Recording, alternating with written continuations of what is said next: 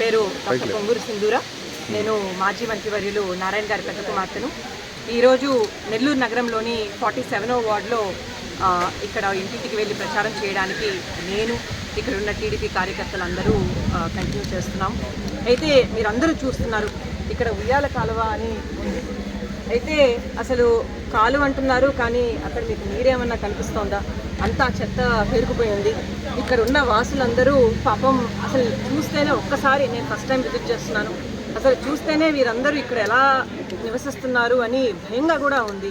ఇక్కడ పెద్దవారు ఉన్నారు, కష్టపడి కదులుతున్న వాళ్ళు ఉన్నారు, అలాగే చిన్న చిన్న పిల్లలు 6 నెలల నుంచి, అలాగే ఒక 10th క్లాస్ నుంచి వరకు చదువుతున్న పిల్లలు ఉన్నారు, ఆడవాళ్ళు ఉన్నారు. వాళ్ళందరూ ఒకటే అంటున్నారు, అమ్మ వర్షం వచ్చినప్పుడు అసలు ఈ నీళ్ళు అన్నవి మా ఇంట్లో కూడా వచ్చేస్తాయి, ఈ మురికి నీళ్ళు కూడా వచ్చేస్తున్నాయి, మాకు తాగడానికి కూడా కష్టమైపోతుంది, నివసించడానికి కష్టమైపోతుంది. దోమలు వస్తే, అసలు వర్షం పడిందంటే దోమలు వస్తాయి, ఆ దోమలతో మేమందరము అది డెంగ్యూ అవ్వచ్చు, మలేరియా అవ్వచ్చు లాంటి ఎన్నో సమస్యలతో బాధపడుతున్నాము.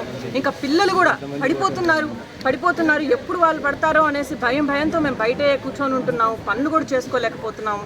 ఇలా వాళ్ళ వేరియస్ కష్టాలు చెప్పుకుంటూ వచ్చారు. ఇది వాళ్ళు చెప్తేనే కాదు, మనం చూస్తేనే అది ఎంత భయంకరంగా ఉందో మనందరికీ అర్థమవుతోంది.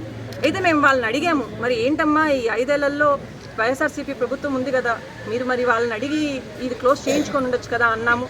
లేదమ్మా వాళ్ళు చేస్తామని ఫస్ట్ వచ్చిన 6 నెలలకే చేస్తామన్నారు. తర్వాత నుంచి మేము కలవాలని ట్రై చేస్తున్నా కూడా కలవలేకపోతున్నాము. వాళ్ళు మా వైపు వచ్చి చూడడం అన్నది జరగలేదు. ఇప్పుడు మనం నిల్చొనున్న ఈ కొంత మాత్రం రోడ్డు కూడా కేవలం టీడీపీ గవర్నమెంట్ వల్లనే ఇంత మాత్రం మాకు ఇన్ఫ్రాస్ట్రక్చర్ ఉంది. దానివల్లనే కనీసం ఇంకా ఇక్కడ ఈ ప్లేస్ నుంచి వదిలేసి ఈ ప్రదేశం నుంచి వెళ్ళిపోకుండా మేము ఇక్కడ ఉన్నాము. ఖచ్చితంగా టీడీపీ వస్తుందన్న హోప్తోనే ఉన్నాము. ఎందుకంటే నారాయణ గారు ఆల్రెడీ అండర్ గ్రౌండ్ డ్రైనేజ్ని 90% ఆఫ్ ద వర్క్స్ కంప్లీట్ చేశారు. అదే ఇందట సుబ్బారావు గారు కూడా ఎక్స్ప్లెయిన్ చేశారు. అది ఆల్రెడీ చేయించారు. కాబట్టి మేము వాళ్ళ చుట్టూ అధికారుల చుట్టూ తిరగకుండా మీరే వచ్చి మాకు చేయిస్తారన్న గట్టి నమ్మకం మాకుంది. కాబట్టి మేమందరము టీడీపీకి, అది నారాయణ గారికి, వేమిరెడ్డి ప్రభాకర్ రెడ్డి గారికి ఇద్దరికీ మే 13న ఓటేస్తామని వాళ్ళు ఖచ్చితంగా చెప్తున్నారు. అలాగే ఇంకొక పాయింట్ కూడా సార్ ఇందాక రేస్ చేశారు. ఇక్కడ చాలామంది పెద్దవాళ్ళని కలవడం అన్నది జరిగింది. దానిలో చాలామంది వాళ్ళ హస్బెండ్స్ని ఇటీవల కోల్పోయారు.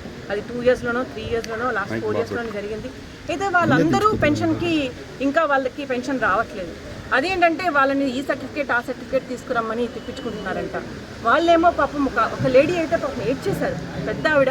ఆమె ఏడ్ చేస్తుంది, నాకు హస్బెండ్ లేరు, నేనేదో చిన్న పనులు చేసుకొని ఇంటికి వెళ్ళి పనులు చేసుకొని బతుకుతున్నాను. మీరు చూసారు కదా నా ఇంటి వాకి వర్షం వస్తే నీళ్లు లోపలికి వచ్చేస్తాయి, నాకెవ్వరూ లేరు చూసుకోవడానికి, నాకు పెన్షను లేదు, ఏం చేయాలమ్మా అనేసి ఒకటే చెప్పాము, కొంచెం వెయిట్ చేయండి అమ్మా, మీకు త్వరలోనే అంటే 1 మంత్లోనే మన గవర్నమెంట్ ఫామ్ అవబోతోంది. పెన్షన్ అనేది మీ ఇంటికే వస్తుంది. ఎందుకంటే ఆమె చెప్తోంది, ఇప్పుడు మేము వెళ్ళి తీసుకోవాల్సి వస్తుంది బ్యాంక్కి వెళ్ళి, కానీ ఆ ప్రాబ్లం లేదు.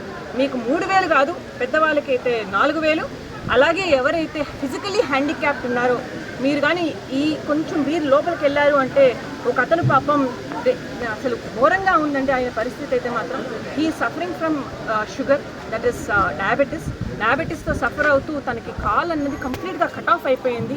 అయినా కూడా తనకి పెన్షన్కి ఎలిజిబిలిటీ ఈ రోజు వరకు రాలేదు.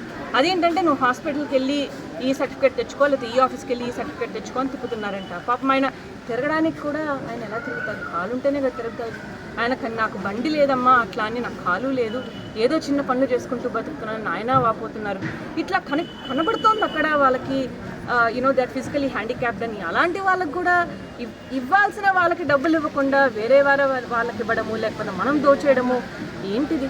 ఎవరైతే పొలాన్ని కాపాడాలో ఆ ఫెన్సే వచ్చేసి అంతా తినేస్తే ఇంకేం చేయగలము? సో అందరూ గుర్తుపెట్టుకోండి, వికలాంగులకు 6,000 రూపీస్ 6,000 పెన్షన్ అన్నది మన టీడీపీ మేనిఫెస్టోలో డిక్లేర్ చేశాము.